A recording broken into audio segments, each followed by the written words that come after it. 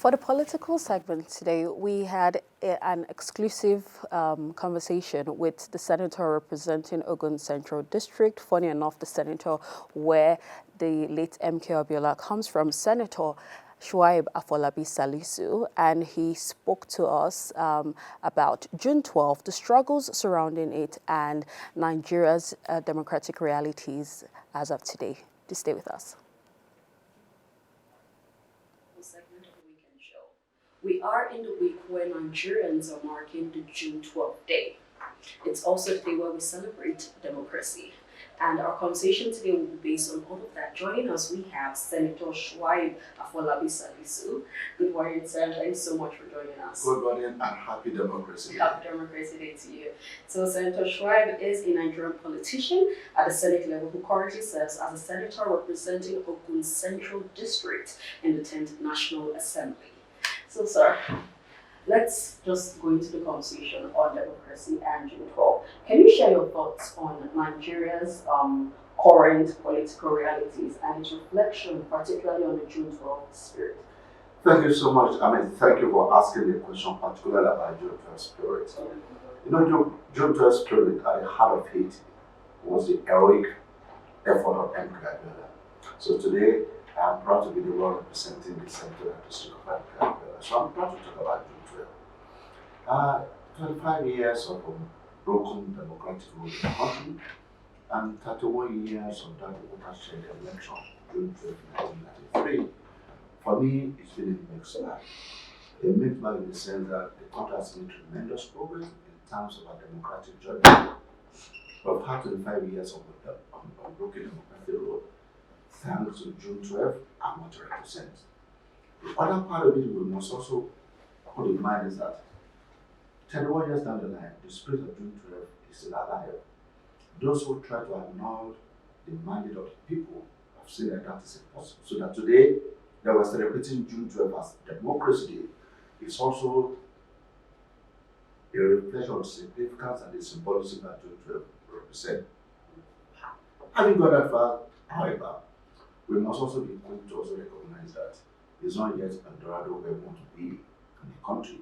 There are still a few things that we hope we can get right in our democratic journey to deepen citizen participation, to improve on our electoral processes, to improve our internal party democracy. But when you put everything together, we're better off on a democratic and civil rule. And these 25 years has also allowed us. It has also even allowed the National Assembly to also mature. Don't forget that at the heart of democracy is representation by people, and only development represents that. Every form of government will also have the executive branch of government. They also probably have some self-government of judiciary.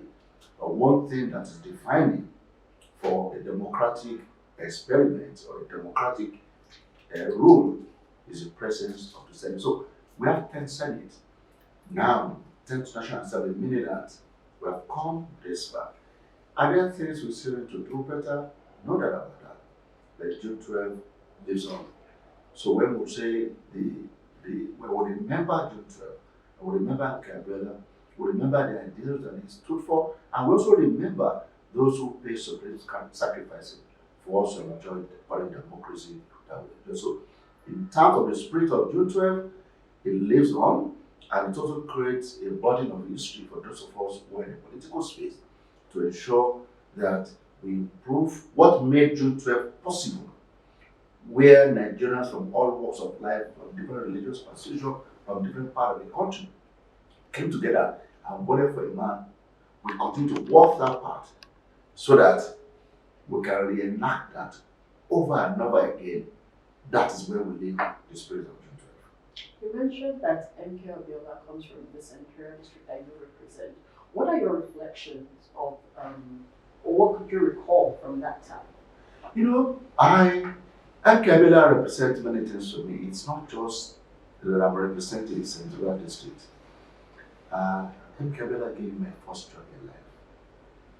I just left the secondary school in Abeokuta, and I went to visit an uncle in ITT, the Nigeria Limited, where MK Abiola was then the chairman. And he just came around and he saw a young lad like me.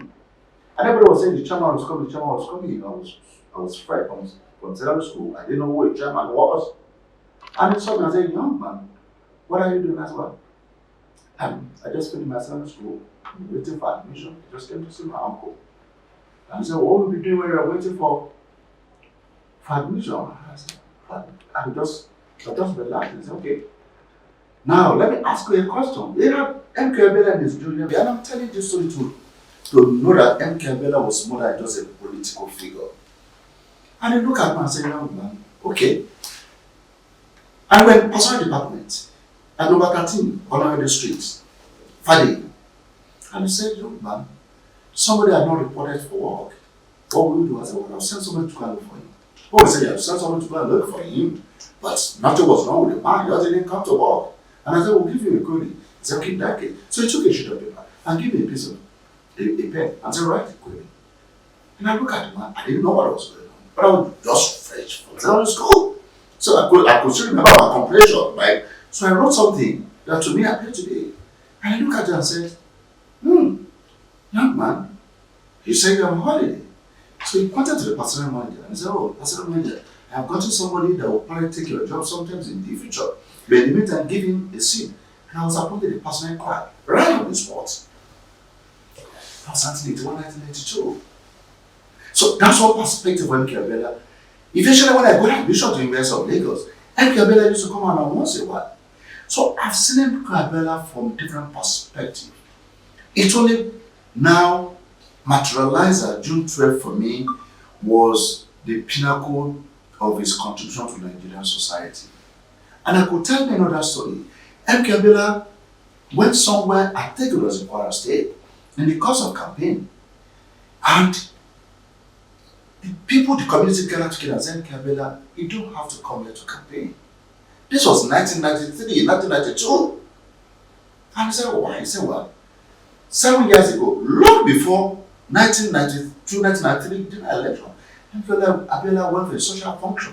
This was a story told to me by no less a person than the registrar of JAM, Professor Sekolode. And M.K. Abela was going to for a social function in a village. And he saw people, students trekking to school. On his way back, he saw them still trekking again. And I said, why? He said, well, the closest school to this place was kilometers away.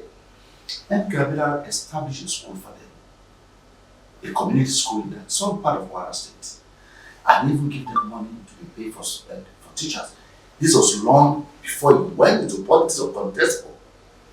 So there's hardly a community or a state you go to today that will not see the premature, the signature of M.K. Abela. So when we're discussing M.K. Abela as a politician, we must discuss him as a philanthropist. We must discuss him as a sport enthusiast. We must discuss him as an entrepreneur. We must discuss him as a family man. We must discuss him as somebody who had always identified with that tragedy. M.K. Abela was asked, why did you choose to live in Kenya and not in Ikoyi? And he said, when my parents and people are coming from Abuja to see me, I don't want them to take a journey to Lagos and then begin another journey to Ikoyi, so I decided to stay in Kenya. These are all the elements that made up M.K. Abela, and these are the elements that transform M.K. Abela into a national icon, a political juggernaut. All those elements combined with the individual led to June 12. And that's why M.K. Abela had present and he won the electoral fair as well, defeating his opponent in his own base of Kano State. So when we're discussing June 12, we need to go back and see those elements that made M.K. Abela to achieve that feat. And we must continue to look back and say, what can we borrow from the past, even as we sojourn into the future, to ensure that the June 12 spirit lives on, and that the democracy that we celebrate is meaningful, is impactful, and that the country goes back and look at those things that were responsible for our national unity national cohesiveness, and for one individual. You know, at that point in time, remember as well, the case of Muslim ticket was not an issue at all. It was an issue because MKOBela could have chosen somebody from outside the country as vice presidential candidate, and the country would have voted for MKOBela because that was the essence of the man. With so much admiration, and his story so far, based on your experience, is quite inspiring. I'd like to know, how has this, shaped your political journey so far? Absolutely. I mean, I was part of June 12, 1993 election. Okay? I participated in it, I saw it, it was painful when the election was annulled. And I told myself, if this man had been able to make this impact, it becomes of me to also ensure that now that I have the mandate to represent him, to represent our common patrimony, our senatorial district in the National Assembly, I should be the embodiment of the hope he represented. And luckily enough, the current President Bola Ahmed Tinubu, was also a leading figure in that 1993 general elections, including the formation of NADECO. And the tie is still maintained, and that's why the mantra of the current administration is renewed hope. Meaning that the hope that we had in 1993, that was dashed by the military, that was dashed by the circumstances. 30 years after, 2023, we are renewing hope, that hope, banishing poverty. And I therefore think, for me as an individual, I will do everything. And you can also see, when you ask how has that shaped my political journey.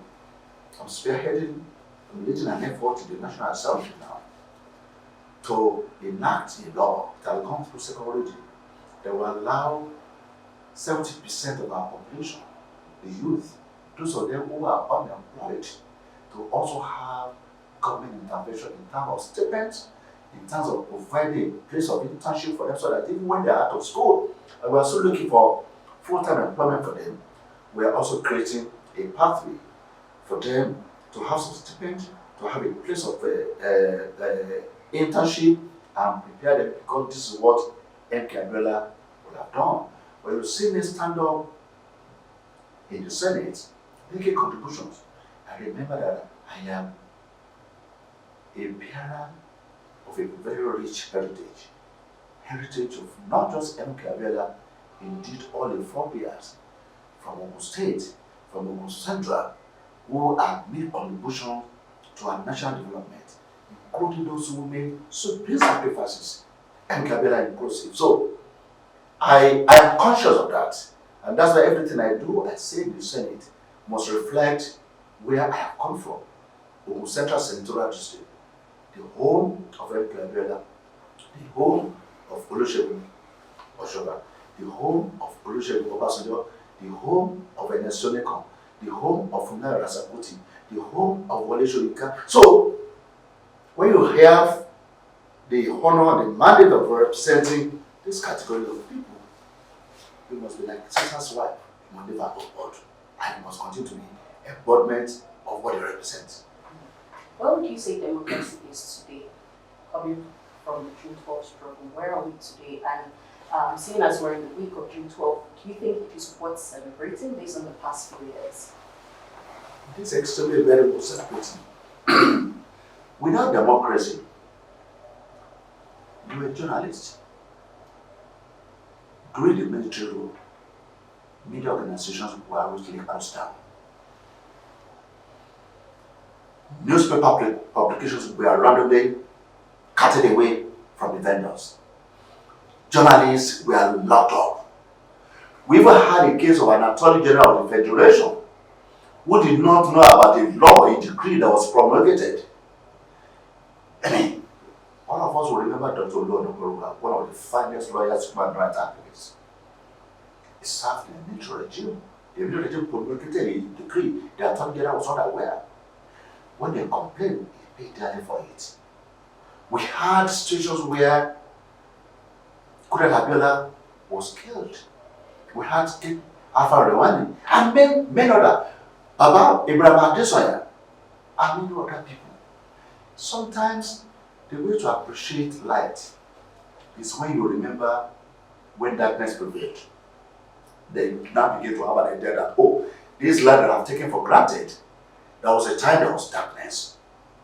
That citizens could question their government, that citizens could demonstrate, that citizens could have discerning views, and yet they could still sleep with their two eyes closed. It's as a result of democracy.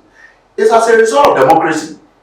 By now, maybe this government, this country will have been under the rule of one man, no matter how well intentioned. It was the National Assembly that stopped the third term project. It was because we had democracy.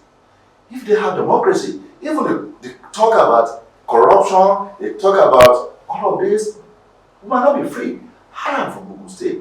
During the military regime, I remember we had a military administrator that his own commissioner for finance shouted that the finances of the state were not being properly managed. You know what? The then number 2 man came from Lagos there to Abeokuta to provide a clean bill of slates to the administrator that everybody had accused of embezzling state resources. It was because we have democracy. We have this conversation, and we must also not forget the fact that at every iteration, every 4 years, we have improvement. Remember that our election used to be war in terms of people going to cut away the ballot boxes, to disrupt the electoral process. Again, we seem to have forgotten that used to be the hallmark of our elections. Now, little by little, technology was introduced. Then we had a case of BVM coming to accredit voter, which is the heart of the electoral process anyway. So now, what we're discussing now, IREV didn't come up online, didn't come offline, but nobody doubted that the results that were announced for each polling unit were the results of what happened at that polling unit. We had the Electoral Act of 2022 that also improved the internal democracy in our political parties. So we are making progress. Are we there yet? The answer is no. Are we on the right track? Absolutely yes. Can we improve what we're doing? Certainly so. And by the time we keep improving, one of the things I also say to you is this: even democracies that have had 20 years, I take your mind. I mean, US is on my mind. You see what is happening there? It's a democracy that's about 20 years. We're celebrating 25 years, a quarter of a century of unbroken. Have had your mind to what's happening in UK and some other countries. They are supposed to be poster boys of democracy. So we have our challenges, no doubt, as a nation in our democratic journey. But I have no doubt that we would have been worse off as a nation if we were not under democracy. And therefore, again, just contrast the period of democracy with the period of the military regime, and you begin to see that let's value the light that we have. Let's improve the wattage. Let it be brighter.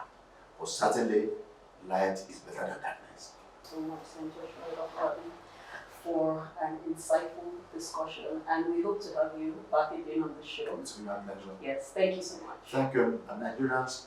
Happy Democracy Day. Let's keep faith in the country. Let's keep faith with leadership. The current times are challenging, and identify with those challenges in the senatorial district and in the country as a whole. The Parliament, the National Assembly, will continue to work. They in there will work hand in hand with you, shoulder to shoulder, to ensure that these current challenges give way to things that will be delightful to us. Our country is on the right track. The President is committed to your well-being, welfare, wellness, and the National Assembly work with the executive branch of government to ensure that the debates of democracy that you look forward to begin to manifest sooner than later. Happy Democracy Day, Nigerians. Thank you.